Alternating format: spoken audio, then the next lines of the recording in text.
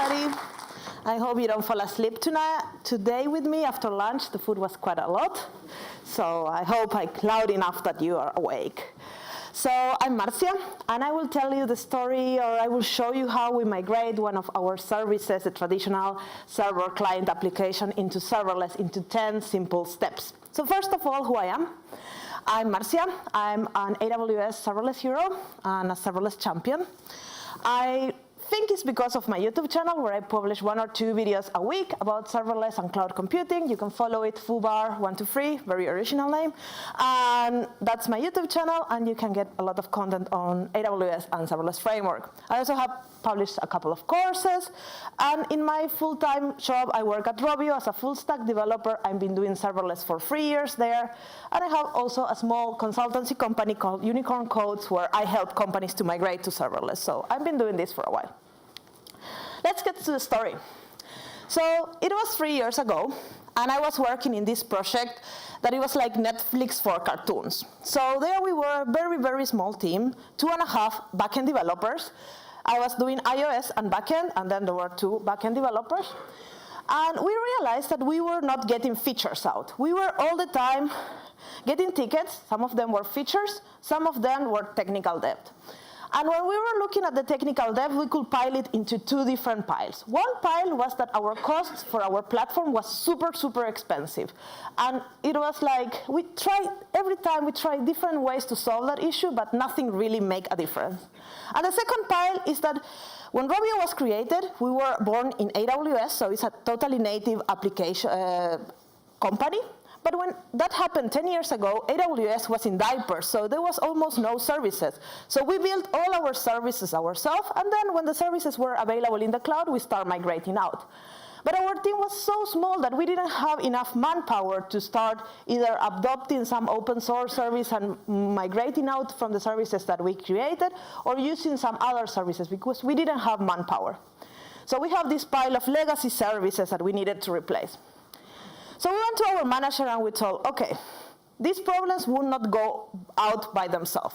If we just deal with them every time a ticket comes, we are not really fixing these problems. We need to take time to re-architect our whole application into something that makes more sense. Because this application was born from a proof of concept. So, you know, when proof of concept become very popular, but this time we already have 6 billion views, and our proof of concept has kind of exploded in our head. So that happens a lot to a lot of startups and companies that build proof of concepts. And our application was not built with this cloud in mind. So it was built like let's build this, and think like, poof, exploded. Rovio is a big brand, cartoons, kids love to watch the same cartoon over again. It's like heroin for them, so we were very, very popular. So we went to the manager and we said, well, we need to re-architect this. And me and my colleague, we have been tinkering with Lambda, because Lambda was out, and we thought, like, serverless is promising all these things, that it reduces the time to market, that you don't need a big team, that, I don't know, you can do this very fast. So why we don't give it a try? We don't have a clue how to do this, but, you know, we're engineers. We love these kind of challenges when you don't have a clue how to solve the problem. So we went to the manager and we told, okay, we have these 2 problems and we can solve them with serverless.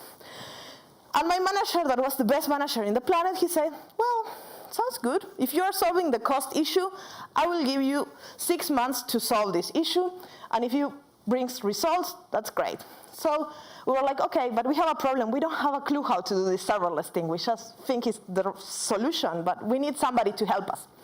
So he told, okay, I can give you 1 consultant 1 time a week. We don't have a lot of budget for this. So we got a guru, this kind of architect guru that has been building applications in the cloud for over 10 years and have 1 year of serverless experience, because by that time there was, the most you can have is 1 year building Lambda. So we got it, yes, we were super excited. And instead of giving him all this task to code it, we decided to use the time in a more smart way. Because we love our project. We were like, it was our baby. We didn't want to lose the ownership of it. And if we give it to some external developer, he could code it in a week and give us the solution.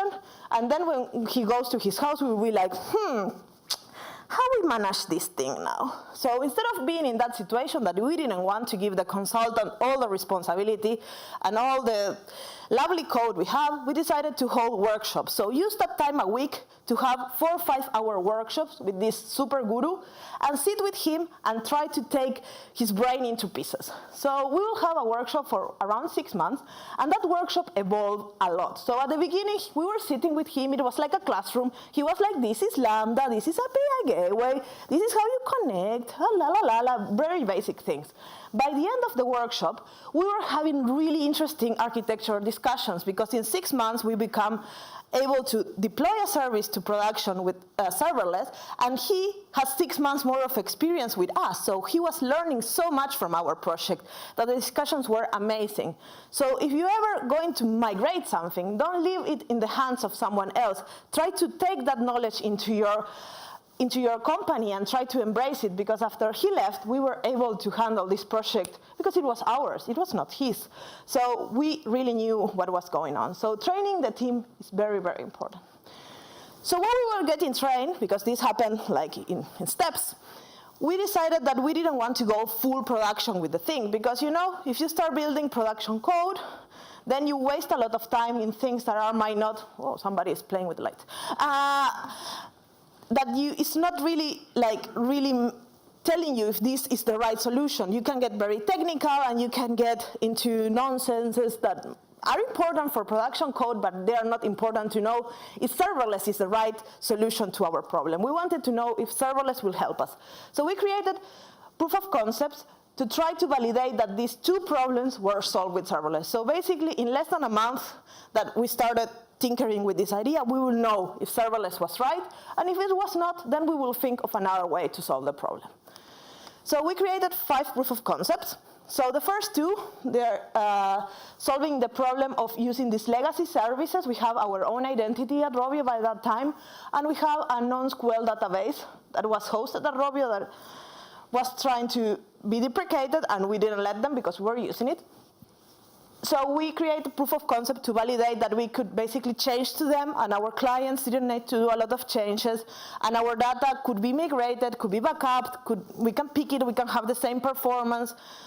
And the other 3 proof of concepts were validating that the costs can go down. So for that, we used 3 different AWS services, more or less. The first one, to transcode the videos, meaning to make them smaller. So whenever we are sending a video to a customer, it's in the right size for the device. You don't want to send a super big video if they're watching in a small smartphone, but maybe if they're watching in a 4K television, you want to send the best quality you can. So depending on where you're watching, you want to send the right video. And for that, you need to resize the videos. The same with images. Images are very expensive to send, so you want to resize them according to the screens.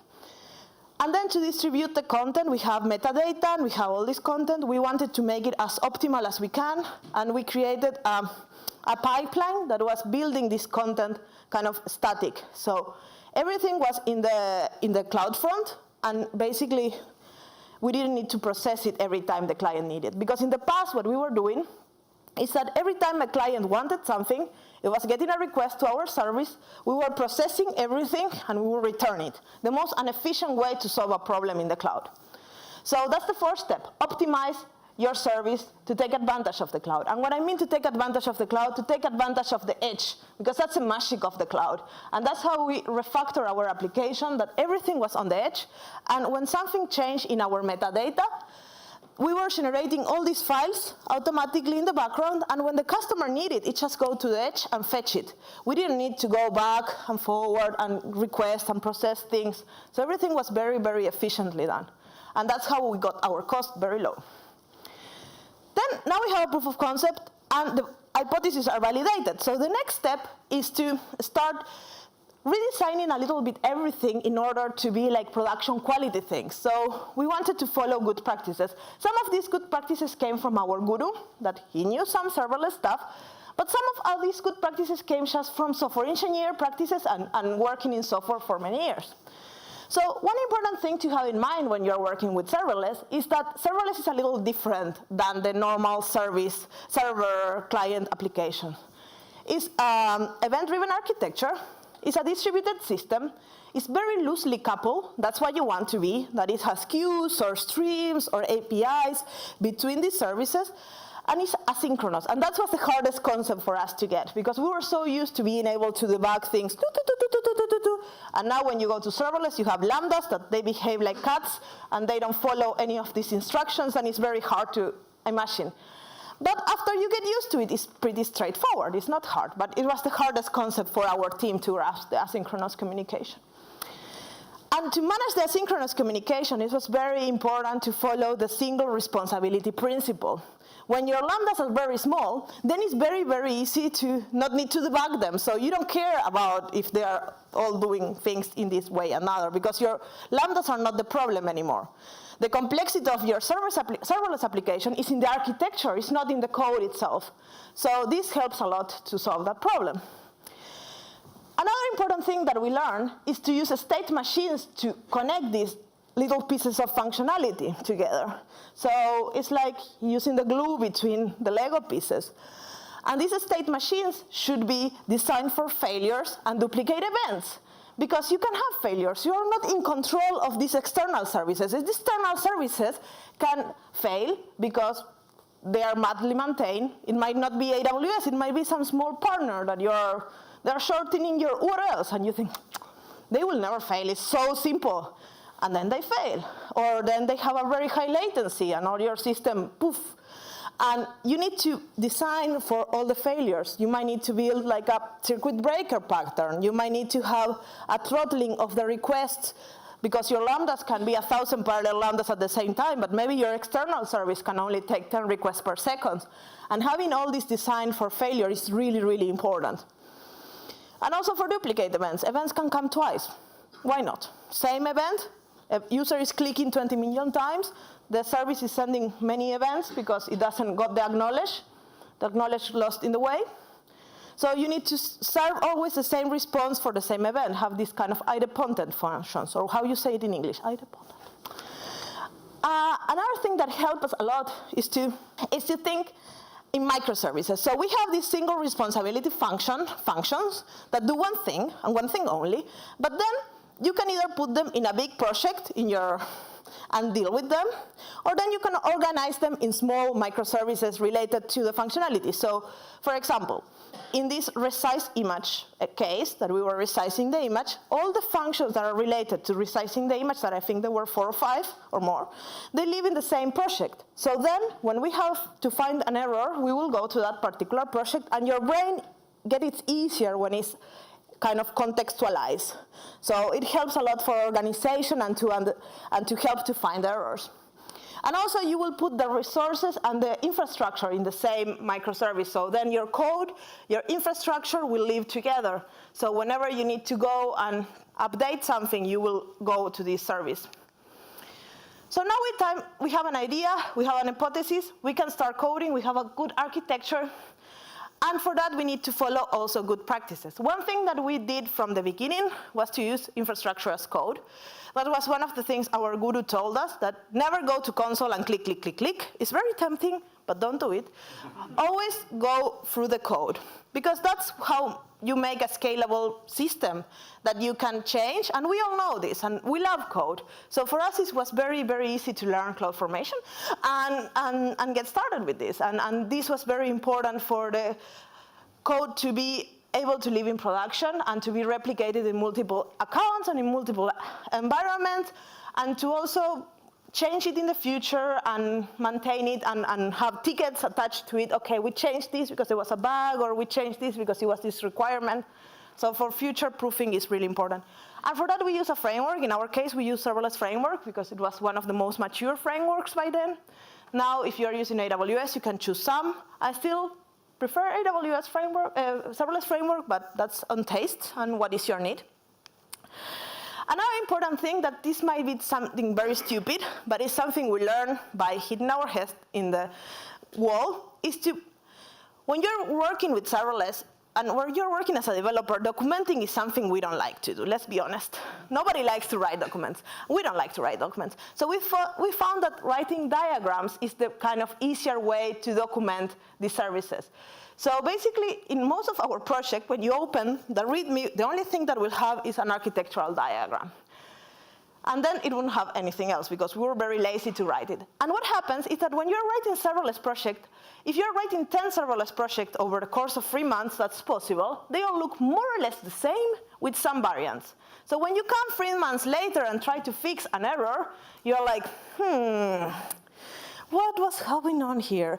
And also, the code in serverless doesn't tell the whole story. It tells part of the story. Then you need to go and read the infrastructure, and then sometimes that doesn't tell the whole story because the event is coming from outside and you need to know. So the architectural diagrams will help you a lot to solve a lot of detective problems for your future self. It also enables a lot of discussion inside your team because when you have this, everybody has an opinion on a drawing. Everybody is part of being a developer. We always have an opinion. But when you have some abstract things, yeah, so I need to imagine this. I will get a cup of coffee. I will come back to you later. But this triggers any developers to have a discussion. And that's what we want when we are in a team. We want discussions. We want to improve things. Another thing this will help is to build your integration tests. We will talk a little bit about integration tests later, but they're crucial for serverless. And here you can see all the points of integration of your system. Within the system, like your Lambda to the Dynamo table, and with outside your system, to those purple ones are like your own services, and the yellow one is some third-party thingy, and you can see the integrations there all very clearly. So you don't have an excuse, oh, I forgot to write a test for that. They're there. Another important thing that I learned is to use correct naming, because it's very easy to create infrastructure as code and name things like tweet table. Yeah, in which stage? In which service? I don't know. Then you create the production one and you put tweet table prod because you realize that when you created the dev, it was not without the dev, but then have a standardized way of doing it. From the day one, keep a standard, put those information. Serverless framework will put to your functions and to your APIs that information, so you can keep that same information for your other resources, for Dynamo, for buckets, or whatever you're using. And that will help you a lot if you have logs or if you're looking for something in your consoles. Next step, this one comes from the way Robio does things, that we are very, very strongly testing-driven persons, and our team was a freak. We love testing-driven development. So for us, this was very, very important. But one thing we noticed when we are doing serverless is that the pyramid that we all know for the unit tests that we need to write a lot of them, and then we have integration tests that you write less, and then you have acceptance tests that you write as little as possible, is totally inverted when you're doing serverless. You have to write a lot of integration and acceptance tests, and maybe not that much of unit testing, because your functions are so small and they do one thing and one thing only, that investing this much time in writing tests for so simple things doesn't make sense. You want to invest your time in things that are important, and your integration test, I call them integration test, the acceptance test as well, because they are usually integration to an external services, so I put them in one category, but you can divide them. They're crucial, because if that fails, maybe your whole system fails. And also it's very, very, very, very important that when you are building a testing strategy, you need to have tests that you can trust your life with. Because you want to deploy 10, 20, 30 times a day. I don't know how many times you want to deploy. And you don't want to be like, now I will check the URL if it works. Now I will check this if it works. Now I will put a registry in the database. You don't want to do that, because that's not time efficient. You want just to deploy and know that everything is working, your test pass, you can move forward.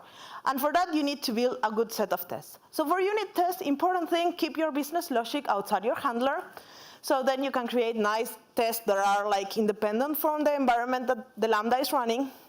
Then mock your external services and run all your unit tests without internet. So put your Wi-Fi on and make sure that your tests run in like less than 2 seconds. And then you're good to go. And you don't need a lot of this. These are just testing whenever you have a new feature in your business logic that the refactor is done correctly, like basic things, but you don't need a lot of them. The most important ones are these integration tests. And these ones, they're a little bit more challenging to know when things are right and when things are not. Because sometimes you might need to deploy your whole service to run the integration test. So you might need different stages, and you might need all this kind of infrastructure in order to run the integration test. But they are crucial. You need to run them. Another set of tests that are very important, and at least in my experience, they help us a lot, is the load tests. Load tests, you don't need to run them every time you're going to deploy because, well, it's just about load. But it's very important to run them now and then when your load change or when you're going to deploy for the first time to serve production customers, because there you can test your load against third-party services. So for example, one-to-one, your integration might work because the service can take one connection at a time. What happens if you bombard them with 100 connections at a time? Can the third party respond? Will it have an error? And there you will start noticing where these kind of error-prone places appear, and then maybe you need to go back again and add them some kind of error handling in there. Also, load tests help us to know how much our service would cost in this kind of project that I was talking at the beginning, because we knew the load, but we have no clue how to calculate how much this will cost. We didn't know. We knew it was cheaper because we were doing things right, but we didn't know how much. So we ran a couple of load tests with the load that we have on a weekday, on a Saturday, on a Sunday, and then we give a number, and it was pretty good. So they can help you for that if you know your load. Another important thing is to automate your continuous integration and continuous deployment pipeline. You want to do that for many reasons. But the most important thing is that all your services are independently deployable. And that's, you don't want to have a chain of services that you need to deploy this and then that, because then you lose the whole idea of microservices and things like that. So you want your services to be just, you can deploy this service as many times as you want, and the rest can live with it. Then you want to have a pipeline.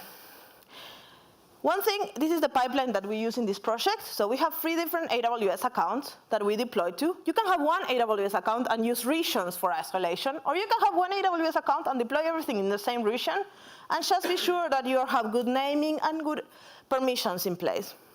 So in this case, it was pretty automatic. It was not fully automatic because it was our first project and we were very coward.